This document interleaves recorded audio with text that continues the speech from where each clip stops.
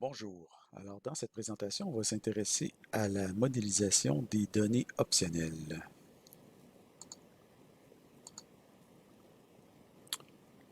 Donc, on se rappelle qu'on a fondamentalement deux types de données. On a les données de type valeur et les données de type référence. OK, donc, à titre de rappel ici, on a que les références contiennent un pointeur, c'est-à-dire une référence vers la donnée, alors que les variables de type valeur contiennent la donnée elle-même. Au moment de l'affectation ou du passage des paramètres des données par référence, mais c'est seulement le pointeur qui est copié. Et c'est ce qu'on appelle un passage par référence. Et les valeurs, c'est la valeur qui est copiée, donc passage par valeur. La valeur par défaut, default des types références, c'est toujours nul. Les valeurs, ça dépend du type, mais c'est souvent 0. Et finalement, le supertype des types références, c'est object, alors que le supertype des types références, c'est value type, qu'on a ici. Donc, on a les types valeurs et on a les descendants ici des types valeurs. Donc, en C#, comment on fait pour déclarer une référence? On utilise classe ou interface ou record, j'aurais dû l'ajouter. Et pour ce qui est de value, on utilise struct ou enum. Puis, pour ce qui est est-ce que le isValueType est à true ou à faux? Pour les références, c'est faux, et pour les values, c'est vrai.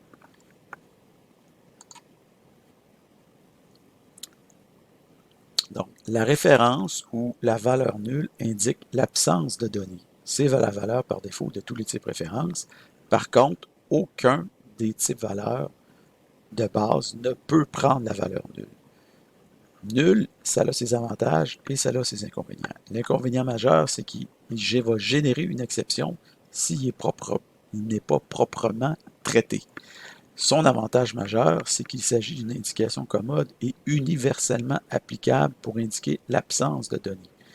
Donc, dans ce document, on va explorer cet avantage-là de plus près. Donc, pour se mettre en contexte, on va considérer, en fait, on va prendre conscience d'abord que certaines données sont optionnelles dans la gestion des données. Donc, supposons qu'on a un formulaire. OK, donc ici, on a un formulaire. Donc, ça, c'est un formulaire sur Internet. Là. Bon, ça n'a pas besoin de savoir. Donc, quand vous êtes sur Internet, souvent, la convention, pas toujours respectée, mais une convention quand même assez utilisée, c'est que vous avez des champs obligatoires et vous avez des champs optionnels. Les champs obligatoires sont suivis d'une étoile, alors que les champs optionnels ne sont pas suivis d'une étoile et potentiellement même, on peut avoir une indication pour dire qu'ils sont optionnels.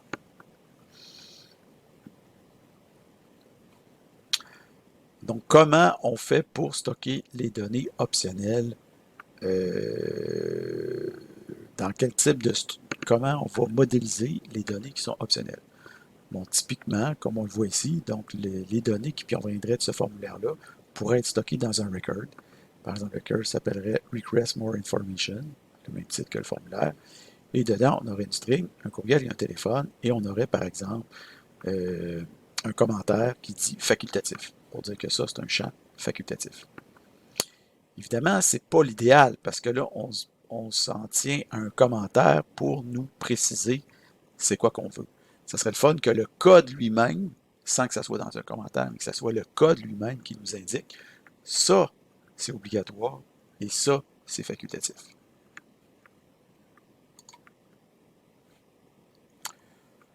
Donc, comment on fait pour dénoter une donnée facultative? Donc, pour dénoter des données facultatives, comme là ici, on a request 1, request 2. Donc, avec l'objet, on instancie un new request more information. Et on a deux demandes, deux requêtes pour plus d'informations. On a celle de Yoda avec son adresse et ne précise pas son téléphone, donc nul, parce que c'est optionnel. Et Vadar avec son adresse et lui précise son numéro de téléphone. Donc, ici, on fait un dump. Donc, quand on fait un dump ici avec le numéro de téléphone qui n'est pas précisé, c'est nul. Alors qu'un dump avec le numéro de téléphone précisé, on a le numéro de téléphone. Donc, nul indique pas que la personne n'a pas de numéro de téléphone. Ça indique qu'on ne connaît pas cette information-là. Okay? Donc, on ne sait pas si la personne a un numéro de téléphone ou n'a pas de numéro de téléphone. Donc, c'est un champ facultatif. Maintenant, on va se placer dans un... On va pousser un petit peu plus loin l'affaire. Donc, on va supposer qu'on a un formulaire avec un nom, un courriel et un téléphone et un âge. Donc, et cette fois-là, ben, on a le téléphone qui est facultatif et on a l'âge qui est facultatif.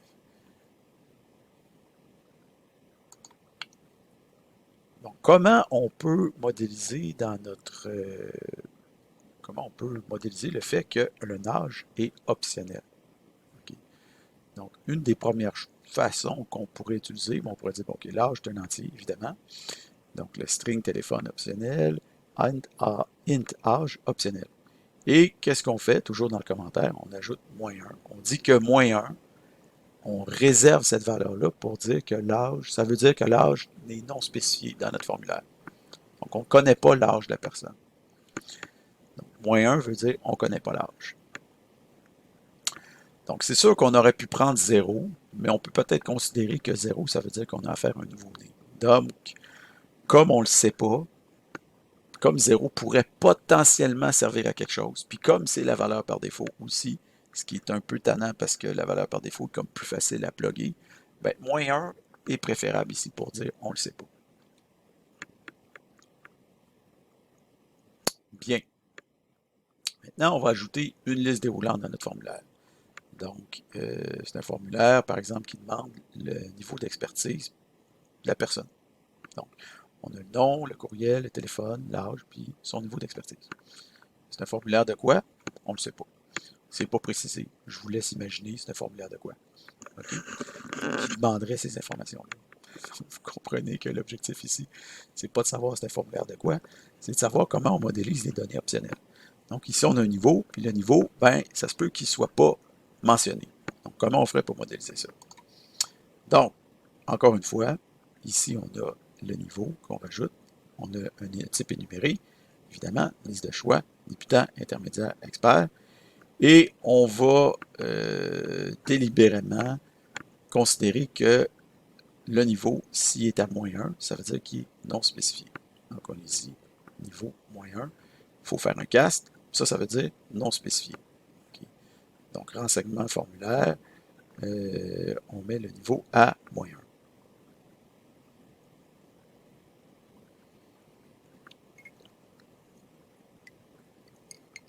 Cependant, une meilleure solution serait peut-être d'ajouter délibérément dans notre liste de choix un choix pour indiquer spécifiquement que la donnée n'est pas définie. Donc, on aurait ici dans nos niveaux, on aurait indéfini, débutant, intermédiaire, expert. Parce qu'ici, le -1, en fait, on se comprend qu'on est comme à l'extérieur de notre type énuméré. C'est un petit peu tannant. Donc, ici, on resterait à l'intérieur. Donc, on aurait indéfini, débutant, intermédiaire, expert. Ce qui fait que on aurait ici notre défaut. Puis quand c'est pas spécifié, bon, on met tout simplement niveau.indéfini. Bien. Continuons maintenant notre formulaire. On va ajouter un champ supplémentaire qui est fumeur. Donc, pour savoir si la personne est fumeur ou non. Donc, un champ booléen. Donc, dans le formulaire, on va utiliser des boutons radio, donc oui ou non. Mais si jamais il n'y a aucun bouton radio qui est sélectionné, ça veut dire qu'on ne sait pas si la personne est fumeur ou non fumeur. Donc, comment on pourrait représenter une information optionnelle, facultative, en ce qui concerne une donnée booléenne?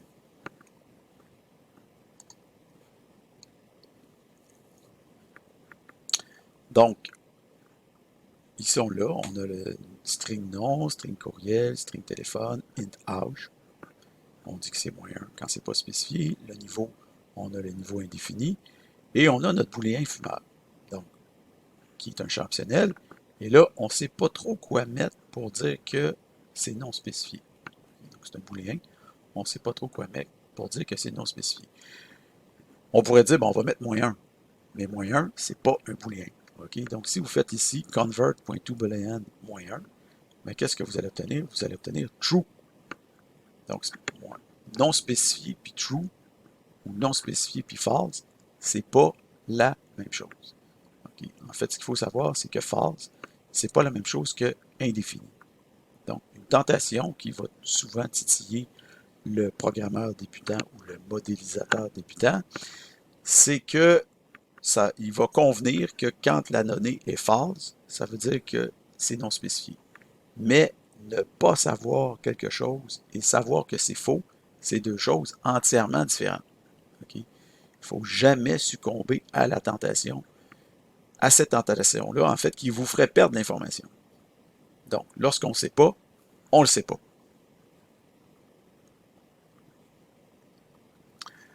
Donc, on pourrait solutionner imparfaitement le problème du champ booléen facultatif en créant un nouveau type énuméré, par exemple, comme vous voyez ici. Donc, booléen optionnel, on aurait indéfini, non, oui.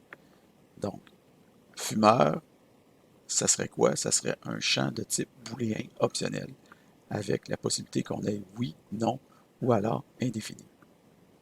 Donc, dans le cas de notre renseignement ici de formulaire, on aurait le niveau indéfini, on aurait le booléen optionnel, point indéfini. Bon. Là, maintenant, c'est le temps de prendre du recul. Parce que si on y pense un peu, okay, puis qu'on est en train de réfléchir à ce qu'on fait, on est en train de se dire, bon, quand ça va être un numéro de téléphone, on va noter optionnel d'une certaine façon. Quand ça va être un âge, on va dénoter l'optionnalité en prenant un chiffre comme -1, par exemple, une donnée qui ne se peut pas. Quand c'est un niveau, on va rajouter un niveau indéfini, un champ particulier dans notre liste énumérée pour indiquer l'optionnalité. Booléen, ben là, on va carrément se définir un nouveau type booléen avec 3 valeurs. Okay? Donc là, on commence à avoir comme des solutions à la pièce. Donc, dans telle circonstance, on applique telle solution, telle solution, telle solution, telle solution. Ça commence à être compliqué. Okay? Donc, au final, on se ramasse au fait que ces différentes solutions-là sont un peu des hacks. Donc, peut-être qu'il existerait une façon plus universelle de dénoter la présence de données qui sont optionnelles. Okay? La réponse à cette question-là, c'est oui. Okay? Donc, c'est ce qui nous amène à parler des valeurs nullables. Donc, le langage C# permet de stocker la valeur nulle dans un entier, okay, ou tout autre type valeur, à la condition expresse de le marquer comme étant nullable dans le code. Donc, cela peut se faire de deux manières, la manière courte et la manière longue. Donc, je vous laisse deviner laquelle est la plus populaire entre ces deux-là pour ce qui est du programmeur. Donc, encore une fois, c'est toujours la distinction entre le type C# puis le type .NET. Okay? Donc, vous avez par exemple ici un entier i qui est égal à 10, et vous avez ici un entier facultatif j qui est égal à 10. Int, point d'interrogation, entier facultatif. Donc, entier nullable. La façon longue .NET de désigner le in point d'interrogation, qui est la façon C#, la façon .NET de le désigner, c'est nullable, int en plus grand plus petit, k égale 10. Donc ça, c'est un entier nullable à notation longue, entier nullable notation courte, et finalement un entier standard non nullable. Donc dans l'entier standard, vous ne pouvez pas stocker la valeur nulle, mais dans l'entier nullable, comme vous avez ici à ligne 6 et ligne 7, vous pouvez stocker la valeur nulle. Vous pouvez dire que j est nul, que k est nul. OK? Donc, ça nous amène à utiliser les valeurs nulles, les valeurs nullables dans notre record pour représenter les données facultatives du formulaire. Donc là, on a une solution universelle. L'âge, quand on ne le connaît pas, c'est un int point d'interrogation, donc c'est un int nullable. Si on ne connaît pas l'âge, la valeur va être nulle. Même chose pour le niveau. Si on ne connaît pas le niveau, qui est un type énuméré, ben, la valeur va être nulle. Donc, niveau point d'interrogation, donc un énum nullable. Et finalement, on a le booléen. Donc, fumeur, c'est un booléen, mais si on ne connaît pas si la personne est fumeuse ou pas, ben, on va le mettre à nul. Ça veut dire, on ne le sait pas si la personne fume ou pas. Okay? Donc ça veut dire nullable, nullable, nullable. Donc, comment on pourrait utiliser les trucs dans ce contexte-là? Ben, on pourrait, par exemple, avoir un nouveau renseignement formulaire et on dit, bon, par exemple, Yoda Star Wars, ça c'est son nom, son courriel, et on ne connaît pas son numéro de téléphone, on ne connaît pas son âge, on ne connaît pas son niveau, et on ne connaît pas s'il est fumeur ou pas. Donc ça, c'est nul, nul, nul, nul. Donc toutes ces données-là facultatives sont des champs ou des propriétés qui sont non renseignées. OK?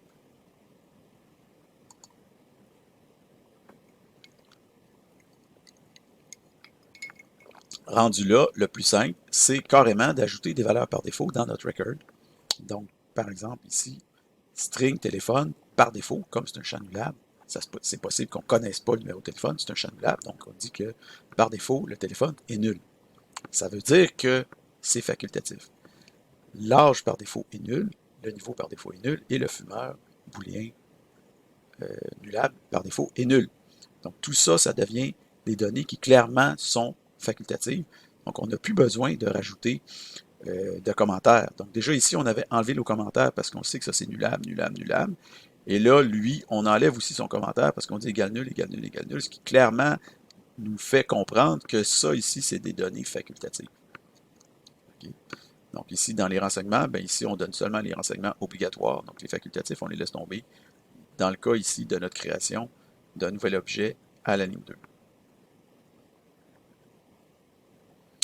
On peut même pousser plus loin encore le modèle en prohibant les nuls pour les types références. Donc ça, c'est une nouvelle fonctionnalité du langage C# qui est apparue en C# 8. Okay. Et en fait, j'aurais probablement poussé ça un peu plus loin dans le cours si j'avais su que C#, c'est-à-dire que Visual Studio 2022, par défaut, crée des nouveaux projets qui ont cette option-là activée. Donc, ça veut dire que clairement, Microsoft se dirige dans cette direction-là à fond, la caisse. Donc, je savais déjà que c'était une chose très importante, mais là, clairement, c'est le futur du C#. Donc, comme c'est le futur du C#, à toute fin utile, ça serait bien que ça soit tout le temps comme ça. Donc, comment on peut faire ça? Donc, ici, qu'est-ce qu'on a? Donc, ce qu'il faut comprendre ici, c'est que cette fonctionnalité-là de type de vérification de nul pour les références, c'est une fonctionnalité facultative qu'il faut activer dans notre programme. Donc, pour activer cette fonctionnalité-là, il faut mettre la directive que vous avez ici à la ligne 7. C'est marqué nullable enable. Okay. Donc, par défaut, par exemple, une string, vous pouvez dire que la string machin est égale à nul. Okay. Par contre, si vous activez nullable enable, qu'est-ce qui se passe si vous définissez une autre string, string chouette égale nul, le compilateur va vous servir non pas une erreur, mais un avertissement. Okay? Il va vous dire, par exemple, ici, converting null literal or possible null value to non-nullable type. Donc, quand vous faites nullable enable, votre string, qui est un type référence, devient non nullable par défaut. Okay? Donc, ça veut dire que normalement, vous n'êtes pas censé stocker la valeur nulle dedans. Donc, comme vous n'êtes pas censé stocker la valeur nulle dedans, le compilateur C# va vous servir un avertissement au lieu d'une erreur pour rester rétrocompatible avec le code, l'ancien code. Okay? Donc, pour faire en sorte qu'on puisse stocker la valeur nulle dans une string avec l'option nullable enable activée, pour stocker la valeur nulle dedans, il faut mettre la string avec un point d'interrogation qui veut dire OK, on accepte les valeurs nullables. Exactement comme les int, les bools et les enums, comme on a vu dans les diapos précédents. Donc, si on applique ce principe-là au formulaire, qu'est-ce qu'on obtient? On obtient ici notre modèle, on met le nullable enable, on a notre renseignement formulaire, et ici, qu'est-ce qu'on fait dans le string? On rajoute le point d'interrogation pour dire que cette donnée-là est nullable dans le contexte nullable enable, et on la met à nul. Donc ici, c'est marqué 100%. Ça veut dire qu'ici, ça serait le modèle idéal pour représenter le formulaire dont on a parlé précédemment. Okay? Donc, même les types optionnels, comme les valeurs, les int optionnels, etc., on peut les utiliser aussi comme valeur de retour de fonction. Par exemple, ici, on a une fonction qui s'appelle parseInt. Donc, il va parser une string. Et qu'est-ce que fait parseInt? Il va retourner un entier. Mais si jamais la string n'est pas bonne, ben, au lieu de lever une erreur, par exemple, si vous faites int.parse, ça va lever une exception si c'est pas, la string n'est pas bonne. Mais ici, dans ce contexte-là, si la string n'est pas bonne, au lieu de lever une exception, ce qu'on va faire, c'est qu'on va retourner la valeur nulle. pour indiquer que la string ne correspondait pas à un entier. Donc, on peut coder ça de la façon suivante. Donc, on peut faire un try parse. Donc, si le try parse fonctionne, on retourne le i, sinon, on retourne nul pour dire que ça n'a pas marché. Donc, ici, on a la même chose pour parse double, mais au lieu d'utiliser un if-else, on utilise ici un ternaire. Donc, on fait un try parse. Si le double fonctionne, on retourne le D, sinon on retourne nul. Donc, ça permet de faire un one-liner au lieu d'un multiliner. Et ici, le parse int, ben, on le voit. Donc, parse int 99, ça fonctionne. Parse int 99.5, ça ne marche pas, donc ça retourne nul. Parse double de moins 99.5, ça marche. Mais parse double de plus 99, ça ne marche pas. On retourne une erreur.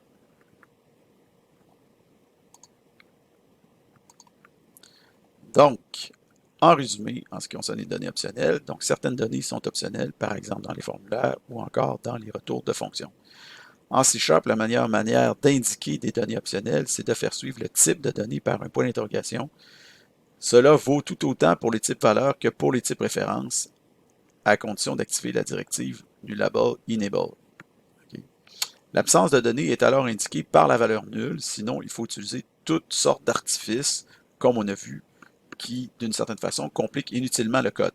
Okay, donc le -1, l'ajout dans les enums, tout ça. Donc ça, tout ce dont j'ai parlé là, dans les premières diapositives, oubliez ça. Okay, oubliez ça. C'est pas de même que ça se fait en C#. En C#, on utilise le point d'interrogation pour dire ça, c'est nullable. Okay, ou c'est facultatif. Donc, par défaut, les types valeurs sont nullables, mais qu'il faut les rendre explicitement nullables, donc avec le point d'interrogation. Mais pour ce qui est des types références, par défaut, par défaut, les types valeurs sont non nullables, mais on peut les rendre explicitement nullables par le point d'interrogation, alors que les types références, par défaut, sont nullables, puis on peut les rendre non nullables avec la directive nullable enable. Okay. Alors voilà,